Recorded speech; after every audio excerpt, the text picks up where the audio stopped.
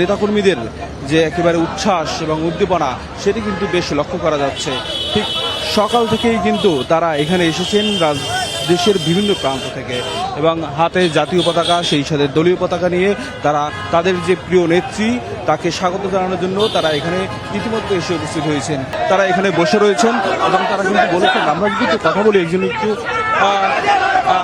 কথা বলি আমাদের হৃদয়ের স্পন্দন। খালেদা জিয়া মানে বাংলাদেশের অপর নাম, খালেদা জিয়া মানে গণতন্ত্রের অনন্ত প্রহরী।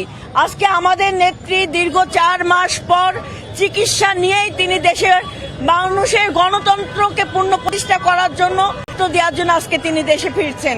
আমাদের দলের ভারপ্রাপ্ত চেয়ারম্যান দেশনায়ক জনাব তারেক রহমানের সহধর্মিণী, যিনি দীর্ঘ 17 বছর পর আজকে দেশের মাটিতে তার পদার্পণ হবে, তার জন্য আজকে সারা বাংলাদেশ এবং বাংলাদেশ জাতীয়তাবাদী দলের নেতৃবৃন্দরা উচ্ছ্বসিত এবং আনন্দিত। কারণ আমরা মনে প্রাণে বিশ্বাস করি বাংলাদেশ জাতীয়তাবাদী দলের হাত দিয়ে যত ক্লান্তিকাল এসেছে, দেশের সকল ক্লান্তিকাল দূর হয়েছে।